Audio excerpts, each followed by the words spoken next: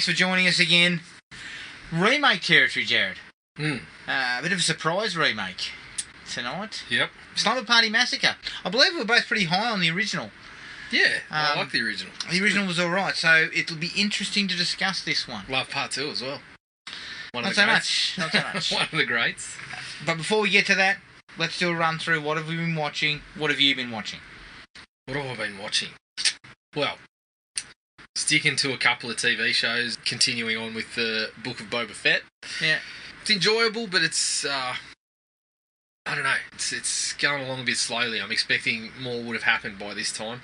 And I did read some stuff that points out great Boba Fett show would have been The Mandalorian. Like, if you just had taken that character and done what they did with The Mandalorian, that would have worked out really well, because you can't just roll out the same show. We're getting a lot of kind of Tamuera Morrison without the helmet on and stuff like that, which is, you know, some people aren't super high on it. I'm still watching it. Not as good as The Mandalorian, but it's alright. Okay. It's alright. Also, TV-wise, now I mentioned this to you, but I got to check out the first episode of Peacemaker. Okay, yes. Which, I thoroughly enjoyed. I thought it was really good. I've got the next 3 episodes available. I believe you've got access to these ones as well, but I haven't watched the next ones, but the first one was a really good setup. I mean, it's just continuing the same sort of vibe that we got in James Gunn's The Suicide Squad. And Cena I like him better here because he gets a bit of room to go with it, whereas in the Suicide Squad he kind of, you know, more range than The Rock? Maybe. More range than he's similar to The Rock. I feel like he's similar to The Rock, where the action and the comedy stuff is okay, but you stretch too much further than that. So we'll see. We'll see where Cena goes over the next few episodes, but currently I'm very happy with him. Pretty happy with what they laid out in the first episode and where it appears to be going. So, yeah, I'll be continuing on that. I watched a lot of Titans Season 3. Okay. Down to the last couple of episodes. Pretty good, but it suffers from a lot of... Well, I find a lot of DC stuff has to do this, where they go, we're going to make a show about, you know, the characters that aren't Batman and Superman and all that sort of stuff. And then the further you go along, you end up there anyway. Like, this season, they're in Gotham. We've got Gotham, you know, Batman characters, more Batman characters involved. Batman's in it, but not Batman. You've never really seen him other than glimpses as Batman. And it's the bloke from Game of Thrones, Ian Glenn. He's, you know, a bit older. I think it's Ian Glenn. He's a bit older. And I kind of like the take that they run with, where they sort of, you know, it's from the Titans' perspective. So Dick Grayson's obviously a large part of it. Barbara Gordon's in it this season too. But there's a lot of, you know, Bruce fucked everyone up and he's a very mentally ill man, basically, which is interesting. But I'm kind of, in a way, as much as I love Batman, I'm also sort of like, do we have to go there with every DC property? So I'm a bit torn on where it's ended up. I'm kind of enjoying the show, but yeah, I'm sort of just like, I like the take that, you know, I like that they're looking at it from that angle, but I also kind of feel like they go there because, and I don't want to say perhaps the viewership's not there and they feel like they have to, but maybe that was it. I don't know. Yeah. So that was in there. Which is, like I said, I don't dislike it. I'm going to continue watching it. Obviously, we went to see Scream. So yes. I watched the new Scream, but I also watched the other Scream. 4 Scream movies again in the lead up. Obviously, we'll have more to say about that when we actually do a breakdown episode in the not too distant future. Yes. But for some reason, Adam, I also went ahead and watched the Scary Movies. I started with Scary Movie just because a lot of it is so similar. You know, it's just parodying Scream.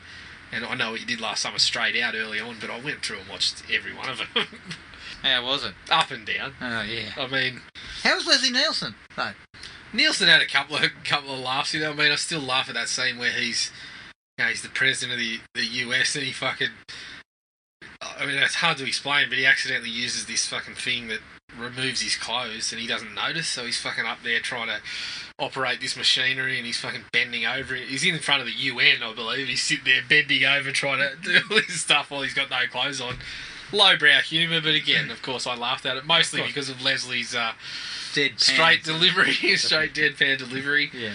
And it will never cease to be funny to me when Chris Elliott's using his strong hand. Oh, yeah, I always love that. I better use my strong hand. Oh, shit. Again, more stuff I shouldn't be laughing at. I know, but it is funny. But it gets, I mean, it by the last one was awful. But 1 to 4, they're not great movies, but I did get laughs out of all of them at certain points. I think 1 and 2 have probably aged the worst. Because as much as I find the Wayans brothers amusing at certain points, I mean, part 1 especially has a lot of humour that's just... Sean Wayne's character especially is just, you're supposed to laugh at the bloke because he's gay and doesn't admit to it. It's like, there's a couple of bits there that are funny, but then other parts are just, laugh at me because I'm gay, and it's like, well, that shit hasn't aged all that well. No. I watched, I think we spoke briefly about this, but I did, after we did Lethal Weapon, I continued on to 2 and 3, watched them. I haven't watched 4 yet, but I did continue on to 2 and 3. I believe we've got a discussion to have about that. We do. You know, we might hold that over for an episode as well. Werewolves Within. Yes, I saw that. I watched that. Didn't mind it. It was alright. Had some good things about it. I felt the twist was pretty easy to go with though. But it was enjoyable. Had a few moments in there that I quite liked. Yeah, great. I did watch The Suicide Squad again too, prior to watching Peacemaker. Oh, okay, so cool. I did actually watch the movie again. Still enjoyed it. I think Idris Elba and John Cena. Yeah, that stuff works perfectly. Very amusing. They had a couple of good laughs in there. I got to The Eternals. The Eternals? Which is the latest Marvel one. Oh, yeah, that one's been copying a lot of shit too. Yeah. I didn't love it. It did have some actors that I really enjoy in it. Had the big fella from Train to Busan. Oh, yeah. Who was underused, I might say. I mean, fuck, I didn't hate it. Can I just say, there's just too many of these fucking things. Yeah. They're everywhere. Like, yeah. Every 5 minutes there's a fucking Marvel movie or a Marvel show or a DC show. Like, the stuff is fucking everywhere. And this one, it tried to be a little bit different in certain aspects, but it was just more of the same. Like, they tried to go with another group of characters that aren't super well known. They're kind of like the X-Men, aren't they? No, not really. They're sort of, it's a group of kind of, I don't know. I don't want to go too deep into it. No, let's not. Yeah, but it's not worth watching, I think. I mean, they tried to throw a few twists on the formula, a few things in there, but it was so long, and it was just, I don't know, it was just a little bit boring. So I couldn't highly recommend it. I watched Great White. Yeah. For some reason. I've seen that. Oh, good lord. It wasn't good. Shit. I wish I had texted you earlier and said I was about to watch Great White. I should have said I believe I texted you when I was about fucking 30 minutes in. You said it hadn't started well. It hasn't started well, and you said, it doesn't improve much. No. Yeah, shocker. I mean, Australia's a place to shoot this sort of shit. Yeah. You know, it's a really good place to shoot it. Yep. But, I mean, I still cannot believe, and I've probably brought this up, we haven't had a fucking decent shark movie since 1975. Shit. What's going on? I mean, you can go back to your Deep Blue Seas and you have a bit of fun with that, but yeah, a real absolute screamer of a movie. Not since Jaws. Fuck. The Shallows was pretty decent, if I remember correctly. Yeah, it was okay. Except the ending was absolute bullshit. Yeah, well, a lot of them have got problems like that. Yeah. I mean, the funniest thing for this, as I said to you, amidst a couple of things that I thought were not so well handled in the film, was we're on a fucking rubber escape raft for a large chunk of the movie, and people are having conversations about other people in the raft like they can't fucking hear you. Yeah. I mean, he's fucking right here. At best, you're half a metre away. Whisper. At the very least, whisper. Oh, Jesus. Yeah. Jesus Pretty Christ. bad. Yeah, it wasn't. And the last one I watched, which actually I started diving through a couple of the streaming services to get a few recommendations out of, was one on Shudder called Woodlands Dark and Days Bewitched, Oh. The History of Folk Horror. Okay, how was that? It was actually really good for parts. It broke down a lot of those kind of older folk horror movies, especially British. Yeah. Touched on stuff like The Wicker Man, and movies like that, but also went right through to modern ones like The Witch. It actually had Robert Eggers in it talking about The Witch, and they briefly mentioned The Lighthouse, but not in great detail. Not in great detail from him. Yeah. But they also went to different parts of the world. There was a section of it, because it was about 3 hours long. They went to a section of it, different parts of the world. So there was about 10 minutes of Australian folk horror. Oh, yeah. Which was interesting. There was a couple of Australian movies mentioned that I had never heard of. Really? With actors that you would know, but kind of, sort of mid to late 80s sort of fare. Obviously, you can't fucking watch them anywhere, despite having a dozen streaming services. Not on Shudder. You can't fucking watch it anywhere. No. But, yeah, it was pretty good. It sort of tapered off towards the end. I felt it was possibly a little bit too long, because the first 2 hours I thought were really interesting stuff. They went real deep on what it all means and what it all is representing and what you can find, and I found it really interesting for the first 2 hours. The third hour is where it starts to branch out to other cultures, and I thought it started, obviously the Australian portion was interesting to me. Yeah. They started mentioning some of the Asian folk horrors as well, which I was interested in, but as it went along, it felt like, we've kind of wrapped up here. Yeah. We probably should have shortened this bit and just finished it up. But yeah, I would recommend it. I thought it was a pretty interesting watch all up. So that was it for me. All right. So I watched The Equalizer 2. Like a solid sequel. Denzel, of course, always makes that shit a notch better than it should be. Yeah. Because it's pretty by the numbers sort of stuff. Yeah. But it's another predictable one, if I recall correctly. Yeah. It's pretty easy to see where things are going, but and the man's all class. He's classy, and he's just such a good actor. And I mean, that sequence where he beats the shit out of all those fucking lawyers at the start is great stuff. Like, he really goes from being nice as pie to menacing as hell in like 1 second. And it's a great sequence. Similar to the sequence in the first one where he takes out all the Russian guys. But yeah, look, the serviceable stuff. The word on the street is he's potentially going to do a third one. So that'll be interesting. You'll be there. Oh, definitely. I watched the Death Wish remake. Yep. Look, not as bad as I was anticipating. It's better than I thought. There are a couple of really good moments in it. But I think, as we've spoken in the past, you don't hire an action hero. No. For that role. You hire a meek and mild actor who doesn't do that sort of stuff. Yeah. If you want to believe that this bloke's been pushed to the edge, I mean, don't hire a bloke that we've seen fucking surfing a fucking plane. Yes. There's a sequence early on where he gets into a little bit of an altercation with a bloke at the soccer, where the bloke's yelling and screaming at the kids, and he kind of tells him to calm down, and then they sort of, the bloke chests up to him. And all you can think of is, in any of his other movies, he just fucking jobbed the bloke. Like, yes, correct. And so it just takes you out of it. It does a little bit. I watched me and my wife watched the new Sandra Bullock one on Netflix called The Unforgivable. Mm-hmm. Look, really well acted, but there's just too much going on.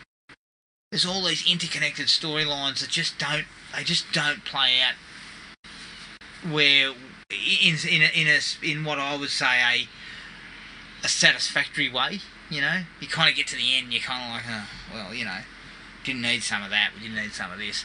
So yeah, there's a little bit of a letdown. But as I said, some of the acting performances are fantastic, and the cast, it's got Sandra Bullock, Viola Davis, Vincent D'Onofrio, John Bernthal. It's got a really good cast, but it's just not very well. It's kind of trying to be a thriller, trying to be a drama. It just doesn't really work. Right. I watched a couple episodes of Dark Side of the 90s. Oh, yeah? SBS On Demand. Pretty good.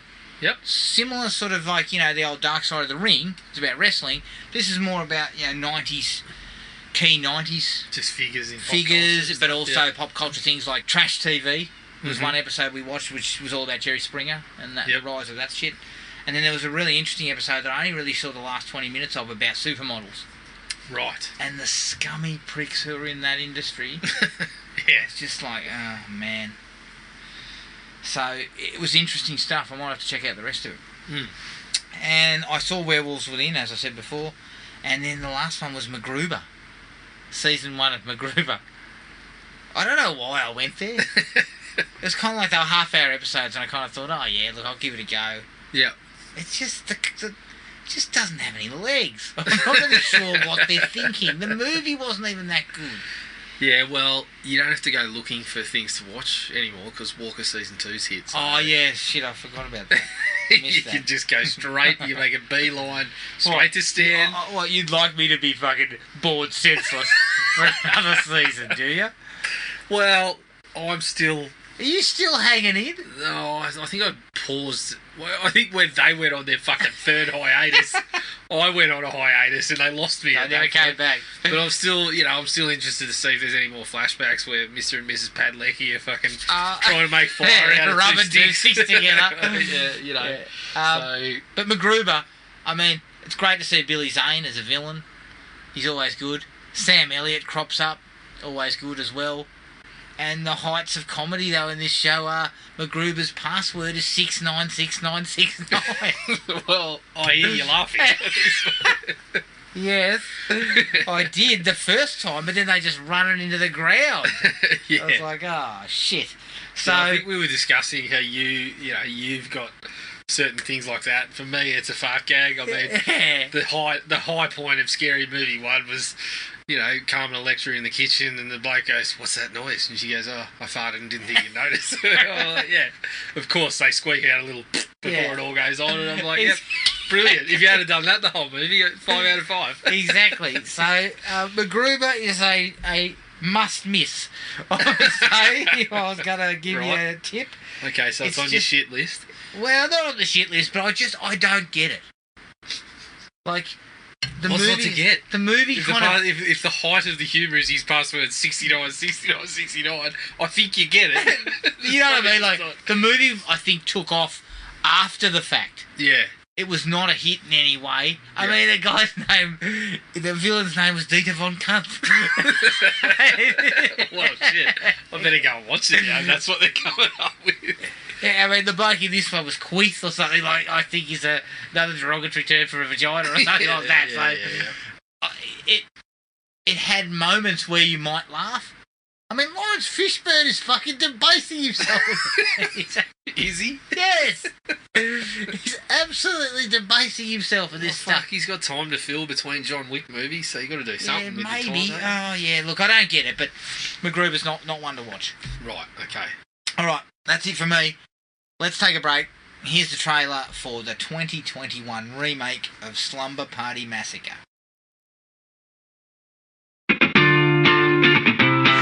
Call me when you get there. I will. Stop. Don't make eye contact. It'll give her an excuse to give safety advice. Could you imagine if we got pulled over? We're not getting pulled over. We'll just invite the police to the party.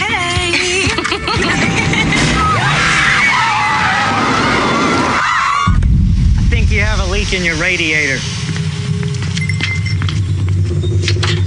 Our car is giving us issues, and we need a place to stay for the night. Oh, you don't want to stay here. We don't really have a choice. Well, guess it's time to start the slumber party!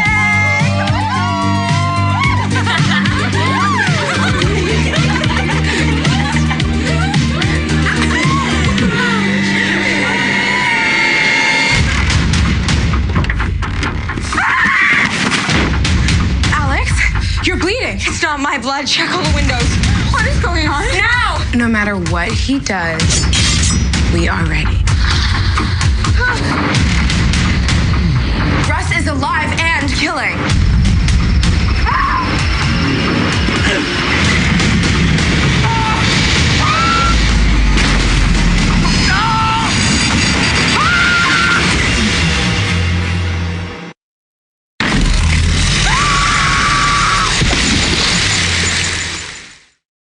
Slumber Party Massacre from 2021, directed by Danish Esterhazy, who directed the Banana Splits film. Produced by Adam Friedlander, who produced Leprechaun Returns, Samantha Levine, who produces the Banana Splits film, and Tabogo Malaya, who produced The Indian Detective. It's written by Suzanne Kelly, who wrote episodes of Ash vs. Evil Dead. It stars Hannah Ganora as Dana Devereaux, Frances Shillito Douglas as Maeve, Miller Rain as Alex McGregor as Beanie, and Reese Tina Vessels as Ashley. There's no budget or box office because it's a sci-fi original, so it would have gone straight to TV, and it was shot in 18 days. Alright, my thoughts on this little picture. I was sceptical, because, sci-fi movie, remake of not a very well-known property, I guess you'd say. But I had a great time with it. 3.5 for me. I mean, for the most part, it does exactly what it takes the slashers and it then kind of turns it on its head a little bit. And they do a lot of interesting shit with the material, which I thought was really great.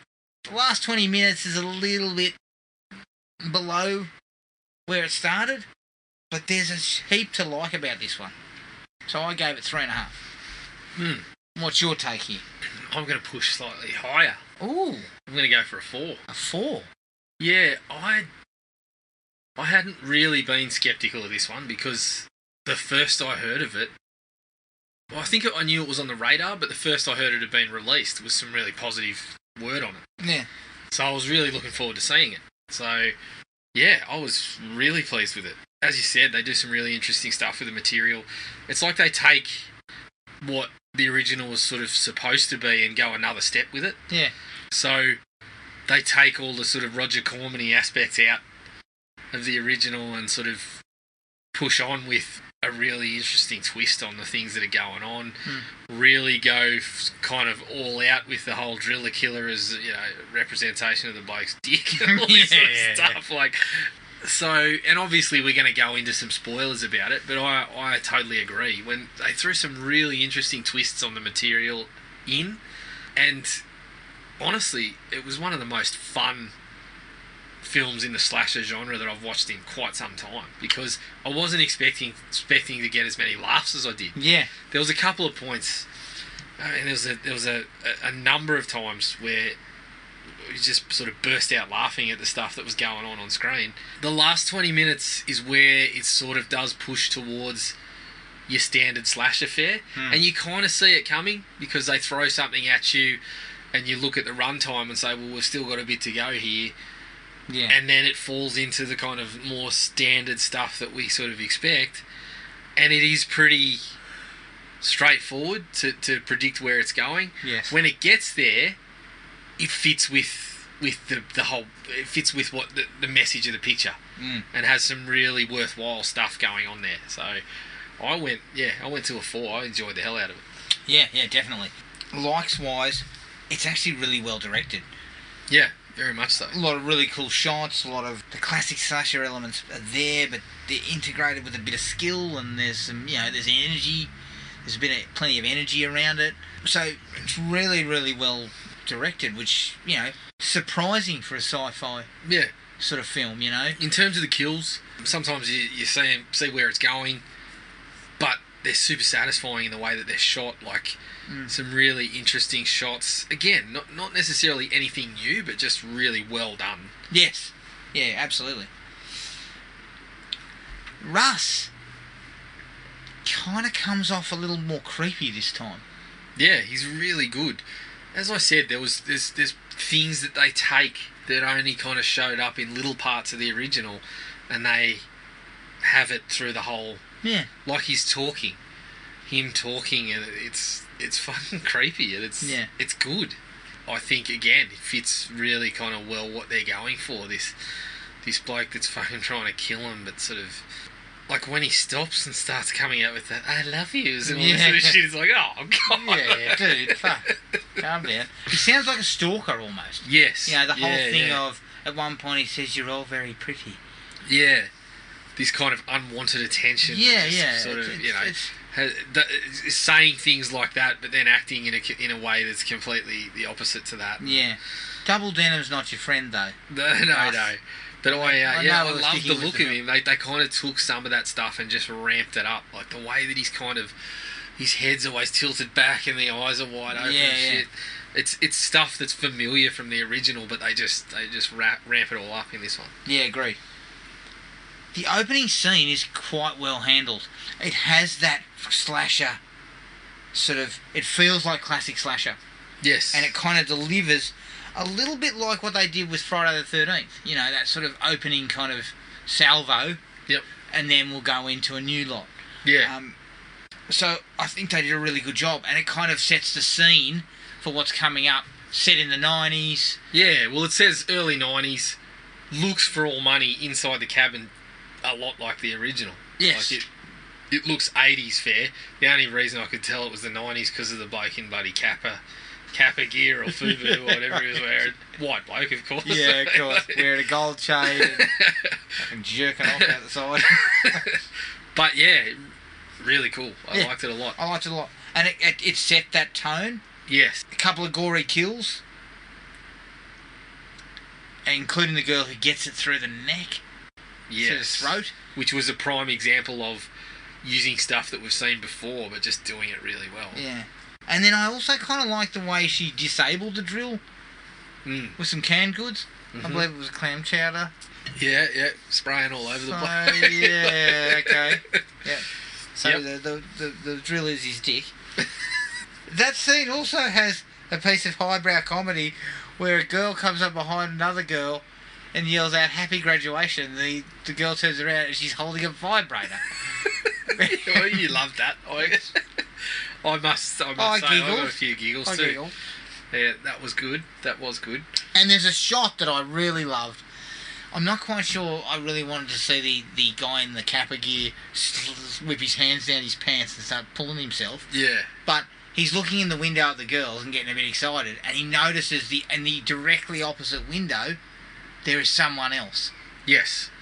That was... And it kind of like... It focuses on the girls, and then it just shifts slightly and focuses on the other window. Yeah, sort of kicks things off. And I really liked that. I thought that was a really, really cool shot. Yeah, also a nod to the old ones, obviously, as we said, with the bloke, kind of the blokes in the older ones peeking in the window. Yeah, as you said, this bloke, of course, takes it to the next level and fucking puts the hands down the strides, which is not all that unacceptable. But yeah, it leads to a really excellent way to kick things off by seeing Russ in the other window. Russ through the other window. And you don't see him very well. No. So it's not like they just kind of stick him there. You just kind of see he's the jacket and he's in shadow. And stuff like that. And it actually, it starts off like that where you think, briefly you're looking at it thinking, is this going to be the whole movie? And obviously very quickly you get the sense that no, this is just setting something up because they're speeding through kills and whatnot. But yeah, it was just a great way to kick it off. One of the big things for me for subverting the tropes was when we finally get to the crux of the other girls getting there, and we play all those cards with the car breaking down, the dingy gas station and all that stuff. When we get there, they dump it on its head by saying the girls were actually... They went there to lure him out, essentially. Yeah. Which I thought was a really cool option. Yeah, it was excellent. They weren't there to be victims. No, that's right. They were there to actually kill the bloke. But I also enjoyed that their characters didn't change. Yeah. Like, they didn't turn into this, we were just putting this on. They still maintained their characters throughout, but they were just there they were expecting it, and they were ready for it. And then kind of turned into this, almost like a kind of Charlie's Angels sort of setup, which is really... when that came along, I was like, yeah, fucking excellent. Yeah, I was very surprised. Yeah, because then that follows on with some of the absolute cracking laughs through the picture when we get onto the boys' side of things. Yeah, the boys. The bloke who goes out for a piss and then gets a beer bottle in the head, and he looks in the window because he's like, "You bastard!" Looks in the window, and all the boys are flicking towels. Shut up. Yes. I was like, oh yes, brilliant. Yeah, that was a great start. And they already, they kick things off prior to that with these guys having some conversations and some, it's the blokes just doing the inane slumber party shit this time. Yeah, and I love that. I mean, when we get a full montage of them all shirtless, tearing, like there's pillow feathers flying around, and they're soaking each other with beer, and then one bloke's doing the worm on the ground in a bed of like feathers. I was like, yeah, this is, it's kind of taking a cheeky dig at the Corman stuff. Yeah. The whole idea that Corman inserted all this nudity. Yeah, and that's right. In the first film. And these are the blokes, like the whole time we're on the blokes' asses. It's the guys that are getting ogled at. Yeah. Stuff like that. Like it's really funny in that the way that they flip that on its head. Yeah. And as you said, it's fucking hilarious when they're in slow-mo. Like you said, I think the worm and that whole sequence is in slow-mo to a bloody 80s kind of sounding pop tune, which is... Yeah. It's just great. It's so funny. But the towel whippy was my absolute favourite. He's there yelling and carrying on, and then he looks in and they're whack! Like, it's just, Yeah, very great good stuff. Great stuff. But I do like that idea that you are trying to go away from the women being ogled, which is how these films normally worked. Yeah. There's a sequence early on where they take the car to the gas station, and the guy's there going, oh, look, I might be able to get a part, but it'll take till tomorrow. And one of the girls pulls down the top and shows her cleavage and says, will this do anything for you? And he's instead of being a lecherous scumbag, he just goes, I don't see how that can do anything for us. yeah. I don't see that's going to help. Yeah, it's like, okay. Like we're going slightly off away from that sort of stuff.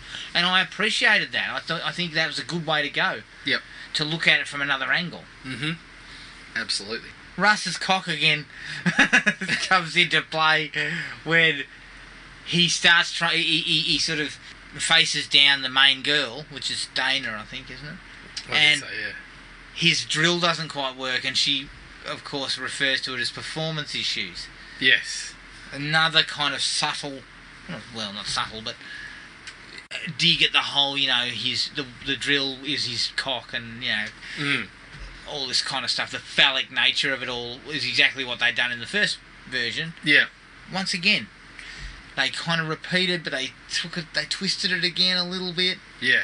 And I kind of really liked it. Yeah, I did. It was good. It was something new, and then that leads straight to, I believe they run straight into Sean with the guitar from part 2. Yes. Which he's found in the cabin, and they're essentially, when you look at it, they're essentially fucking swinging cocks at each other. Yeah. And then he gets his fucking face minced by the drill which has got like a guitar string attached to it. I think. Yeah. And his face is mulched. It looks. But also, they show that shot from behind, and his head is kind of bouncing around. So I'm like, oh shit! Again, I couldn't help but laugh. Gore and shit flying off everywhere. But yeah, I really enjoyed that stretch as well. Yeah. And then we get that kind of, at about the hour mark, we kill Russ. They cut his throat, and then one girl just runs down there and stabs him like 50 times. Which was very funny. And then her response is, I didn't want to miss out. Yeah, but it's also like a bit of a gag aimed at the whole thing about, the killer's not quite dead and all that sort of stuff. But when she charged out and started stabbing him or whatever. And then they're kicking him and chopping him at regular intervals. And they keep sort of insinuating, keep an eye on the body, he'll come back. Yes. Which, again, I thought that stuff was kind of interesting. It was another way to laugh at those tropes that we see every single time. Yeah, and as we said, sort of hitting that spoiler that we've just sort of chucked out there that we said we were going to talk about as we usually do. That was the point where you were like, okay, but we've still got 25 minutes here, so there's another angle coming on this, which was which will probably get a little bit more time in the dislikes, I think. Yeah. Well, it was. I kind of liked it that happened though, because again, it was just a shock. Yeah. We saw this twist that they were taking. We'd had this run where the girls had kind of revealed what was actually going on pretty early. then we get this fucking high comedy of the boys carrying on and this look at, oh, okay, maybe this is what fucking girls are looking at when they watch slasher films and stuff, when they see the girls doing all that stuff. Maybe we're kind of seeing that perspective on things. But I expected Russ to be there throughout. Yes. So when that happens, it's like, oh, fuck. Okay, here we go again. And they give you a mystery. Yes. They give you a mystery. Yep. Which is another classic slasher movie trope. Yep. And so they throw that in there. So no longer is it just Russ. You suddenly got to guess who this next person is. I like the sequence, again, the males being considered providing the nudity. The guy in the shower. So they continue to sort of go to the male end of it instead of showing the girls naked. Yep. They keep showing the males. And that guy gets a nasty little... it's one of those electric carving knives, isn't it? Yeah, something like that. Yeah. Or an orbital saw or something like that. It goes through his chest and through his heart. It's a nice gory little touch. Mm-hmm. And that's followed by a girl getting her face ground off in the engine in the car. Jesus. Which I was pretty happy with too. Right.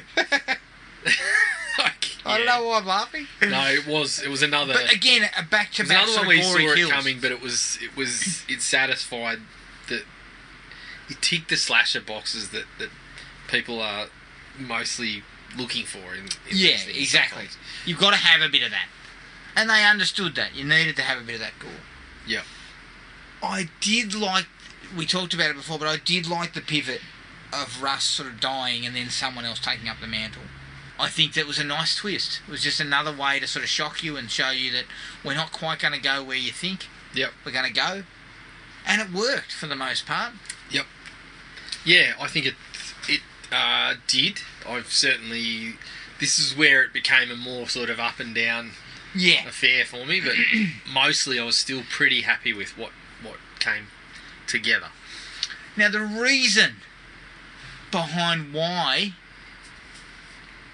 spoiler alert, Russ's mother, who is the woman who's running the B&B where they're staying, why she was doing what she was doing, why she was killing them. I was happy with that.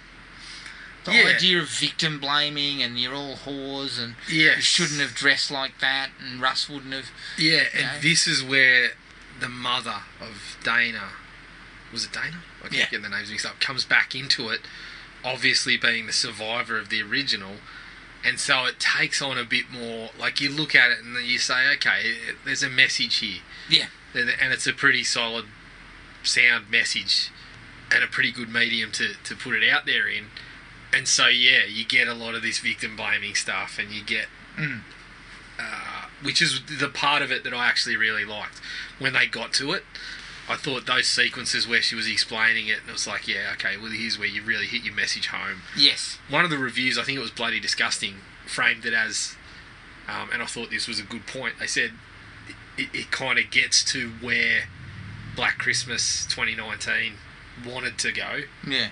But sort of went too heavy-handed and messed it up. Failed to get them in. This one kind of gets it across a bit better. And I think it does it in a pretty good way. And it works. And bringing back the survivor fit. Yeah, definitely. I mean, I think you knew that was possibly going to happen. Yeah, well, when she kind of disappeared early on, like a very small part early on, you always had an inkling that perhaps there was still going to be something there. So when it did all play out, I was reasonably happy with how it went. Yeah, and the last like for me is she dies on the end of the drill. You know, she takes the drill bit through the guts. Yeah. And I thought that was,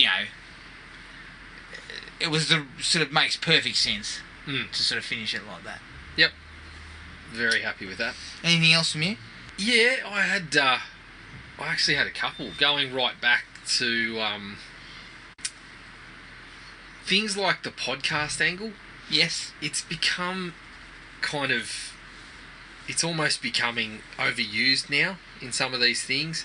But I actually liked it because they didn't overplay the hand. Yeah, it's only in there very briefly. It's only in there very briefly to give us a little bit of information early on when girls are packing and leaving. A little bit of exposition but also the callbacks. You know, that's where we get the Russ Thorne name and all that sort of stuff.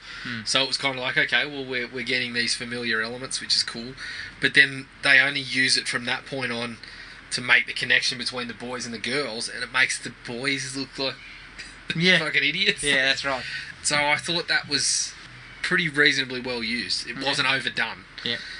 The fucking toilet at the gas station, that's the real horror in this fucking situation. Look, I'm not going to lie to you. When I'm busting to go, I don't sort of scrutinise.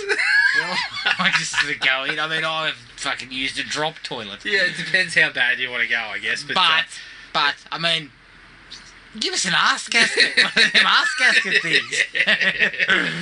Like, keep them stopped. Yeah. See, I looked at it when they showed the shot of the toilet. I was like, that looks like every rest stop between fucking Canberra and Sydney that we've ever been to. No doubt. So that part doesn't bother me, but I'm assuming when you walk over and see the toilet, that's when you're like, fuck. But when she comes out and says, I think I stepped in human shit, I was like, well, I was having a bit of a chuckle. Did you look in there?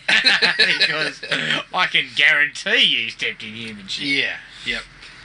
Oh, I think I've kind of mentioned it a little bit, but I really liked the soundtrack. And I think, being a sci-fi original, obviously they're not spending a hell of a lot of money on those sort of things. So the songs are all kind of from bands that aren't super well known or anything like that. Yeah. But I think they do a pretty good job of finding ones that fit the vibe that they're going for, calling back to that 80s time frame. Yes. There's a couple in there that are obviously a bit more modern, but a lot of them do call back to, like the ones that are playing when the boys are having the pillow fight and the blokes in the shower and stuff like that, do call back to to what we can expect from those sort of things. Absolutely. I actually thought they were really solid. Agreed. I think they did a really good job with that. So that was probably the last one for me. I thought that was worth a mention. Okay. Dislikes. Some of the acting's a touch dusty. Yeah, a little bit. Sean, the guy with the guitar. Oh, he's Humorous, the worst. But when he's got to deliver lines... And was it Alex? Alex. Yeah. I was not a big fan. She was pretty bad. Yeah. Look, I mean, you kind of get rocks and diamonds on a sci-fi picture. So you get some decent performers and you get some shit. And there was a bit of shit in there. A little bit. I stepped in. I stepped in a couple of tunes. Yeah. Okay? Now, it looks cheap. I don't think it's cheaply made in a sense of the effort and the direction and the writing and everything is there. But sci-fi's not giving you millions of dollars. It's giving you thousands. Look, the opening sequence, I thought looked great for the cash. Yeah. Obviously, keeping in mind the sci-fi picture.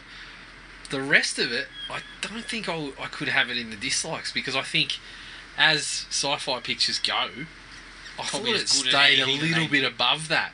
Do you think it stayed above Three-Headed Shark Attack? It's just a touch. Maybe a drill's length above it. But it's... Yeah, I just felt... Because normally you see the name and you're like, okay, well, I know what to expect here. But I thought it actually looked better in that regard than some of the sci-fi. Do you feel it... I can't say I steeped myself too deep into sci-fi. I don't watch a lot of sci-fi films. I have seen enough to know that I think it looks a bit better than most. So you think it was a cut above the usual sci-fi trash? I do. Interesting. Now, this is my biggest bugbear. The girl rolls up in the first sort of... the opening setup, rolls into the cabin with, I brought the beer. You brought a six-pack. A fucking six-pack. There are 7 of us. What are we going to do? Yeah. I mean, at best, when they're going in and out, there's 4 people in the room. I'm like, even if we drink quickly, we're having 1.5 each, you bastard. Yeah. Look, to me, you're turning up the case. Yeah. You must come with a case. It looks like you're out in the sticks. You got to fill the boot because you're not going back. Exactly. There's 4 people drinking. You need 3 to 4 cases in the boot. Yeah. I mean, on a bad night, I would do 10. Well, that's right. In that situation where you're in the little cabin, a couple of nights you're not going anywhere. You're just there for a bit of it. Well, in their case, the slumber party. As you said, you're thinking double digits might be Might be a Definitely. possibility. Definitely. Not 35 beers and sleeping no. under a pizza box. No, but I've probably done 25. Couldn't talk. But yeah, in that situation, Couldn't I'm talk thinking, and slept under a pizza box. But hey, I'm thinking 6 to 10 per head. fuck 6 to 10. Like if you come in with 6 packs, I'm okay. Yeah, that's right. I think like But when you come in with a 6-pack and then I walk over and I say, "This is light," there's issues. can't even get a decent buzz. I am definitely eating the hash brownies. That's right. Yep, correct. So I'm gonna fill up on hash brownies because you didn't bring enough beer. To fill up on hash brownies and I'm going to abuse you until... Yeah, okay. I might be mellowed out, but you're going to hear about it tomorrow. Until I chill out, I'm going to be giving it to you about those 6 beers you walked in with. Yeah, not good enough. Now, the last 20 minutes is probably its least effective period. Yeah, which is when it falls back into the standard It goes slasher. to a new killer. We have the mystery element. We go to standard kind of slasher things. Yeah. We don't circumvent the tropes much in that period. We do deliver the reasoning behind it, which is, I guess, you know, a key part of it. Yes. But other than that, it feels a little bit, I don't want to say stale, but just a little bit rote by the numbers. Yes. This is what we're getting. Yeah. And not to mention, like, as soon as Russ went down, we just tossed out a few things that might be the case. A few theories. There was really only a handful to go to, and then a couple of things happened where We're right in your face. the direction that you were looking anyway, it kind of goes... Yeah, solidifies. that's what it is. Yeah. And so then you start thinking, okay, well, how? Why is that the case? And again, we hit on that. And look... So... But... I feel like that was the avenue to deliver that final kind of message about the victim blaming and stuff like that. So I was like, okay, that's where it was the up and down for me. The down was that it's where the slasher elements became a little bit too much of stuff we've seen. Yeah. And I felt the idea that it was his mum was a little bit of a letdown. Yeah, slightly. Slight letdown. I was hoping for something slightly different, like they would go with and you threw out the idea of a battered wife or something like that. Yeah, well, I felt like, I mean... Or another victim that survived. Yeah, I understand why they didn't go with that, because it's like a victim and a victim or something like that. But then I also felt maybe they could have found a way to make it like an abused partner or something. Or, it's hard to go with because the guy's... I mean, you look at the character and you say, no, there's no partner. Oh, yeah. If he's sitting at home with his wife and going, I love you, she's not hanging around. That's right. So I understand. Yeah, if he the wanders logic in of after it. a hard day, gardening and then goes, you look pretty. I think, again, she's fucking downing tools and getting out of there. Yeah, I think it's, I think even Mum, when he's walking in and talking shit like that, he's saying, get the fuck out of Yeah, here. Russ, look, you're old enough to live on your own. It's time for you to leave. Yeah, take your drill. Fuck Yeah. off. So I get why they went with the mother part, because it kind of fits naturally with someone pulling that sort of shit out that she does at the end. It just kind of felt like, standard. Well, like I said, we basically spitballed a few ideas and landed on it. Yeah. Before it kind of happened. So, and I think most people that have seen enough of the genre will do that when they're watching it. So, like I said, it didn't take out of the enjoyment too much for me, because I appreciated what they put out, and I thought it was absolutely worthwhile. Oh, definitely. But yeah, I thought maybe it just felt like that would have been the cherry on top. That would have made this a real if they'd have gem. been able to kind of come up with a much more intriguing angle to finish it off, it would have really put it over the top. Yeah, I think. Absolutely. It was just that last 20 minutes kind of felt like a letdown, because it went away from where they had started. We were an hour in and I was like, holy shit. Every time we think they're going to go one way, they go another. And it just the last 20 minutes kind of abandoned that. Yeah, it was the only sort of part where I really felt like, yeah, we're onto this. Yeah. Every other part, they threw some things out that just kept us on our toes. Now, the last thing for me, I don't want to see people vomiting on screen. Yeah, don't get me wrong, I can see someone get their face mangled. But why do we have to actually have the vomit coming out? Like, why can't we just... She ducks her head into a bucket. What about the shot inside the Oh. sauce? Fuck.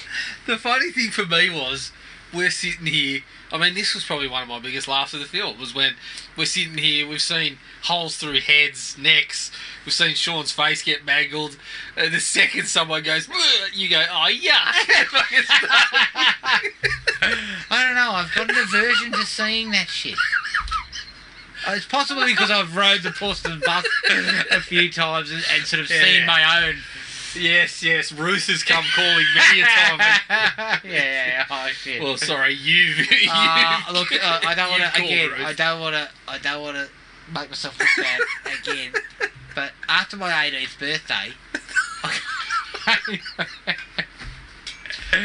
I had received some presents and some clothing and the like, and I was wearing one of the pieces of clothing I'd been given, and I had a massive knot on the piss, and I was fucking feeling awful. And I was like, oh my god, I've got to fucking go to the toilet. I don't feel good. So I get up there. You've got to call on Ruth. I throw the toilet seat up, you know. So I get rid of all the toilet seat, and I go down and just yak it up, right? Okay. Yep, So, excellent. And I was a bit tired and emotional, and so I kind of leaned onto the toilet bowl. You idiot. Like, yeah, just look, I was resting my eyes. Yep. And then when I came up, I noticed fucking white marks on my new shirt that I'd been given, and it was because the toilet's bleached, obviously. So I fucking leaned on the bleach and ruined the shirt that I was given that night before. Nice one. Well played. Great work there. Yeah, okay, again, that doesn't make me look good. Yeah. Well, shit. I mean, we've all got a few stories. I was young, stupid. Yeah. Someone Young spiked and my stupid. drinks. Now I'm just old and stupid. Someone spiked my drinks, Jared. Yeah. I was having a quiet night. Yeah, I think it was you. Yeah, I roofied myself with 20 beers. Yep. Okay, anything else from you? Oblivion. Yeah, look, there's a couple of... The humour is mostly on the money. Yeah. But there's a couple of bits that overstay the welcome a little bit, like the guy. Yeah. Guy 1, guy 2 joke. Initially, they get a little bit of mileage out of that, kind of like the who's on first situation, but it's sort of... It goes on... I mean, they come back to it. I prefer the over-under done than flying eye. Right. Yes. It's kind of... Yeah, it's in that vein early on. Yeah. If they had left it there after about 20 seconds of work... Yeah, it would have been they keep piss funny, going but- and they come back to it. So there are parts where the humour's a little bit of a miss.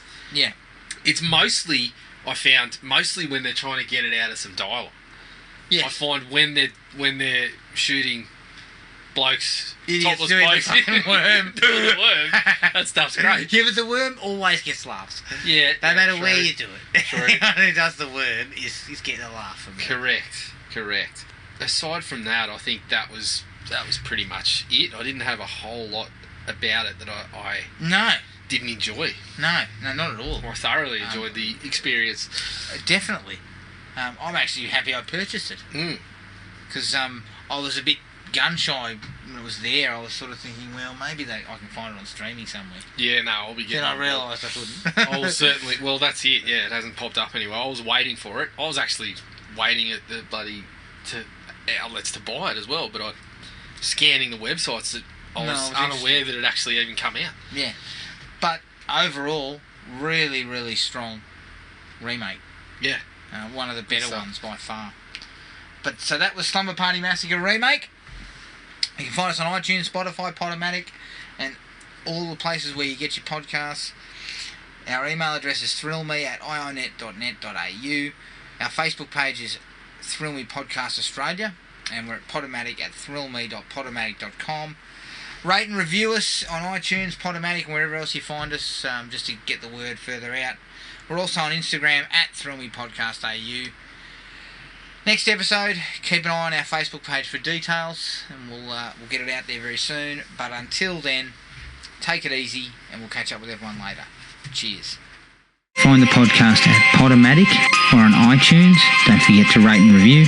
Like us on Facebook at Thrill Me Podcast Australia, or contact us at thrillme, all one word, all lowercase, at iinet.net.au.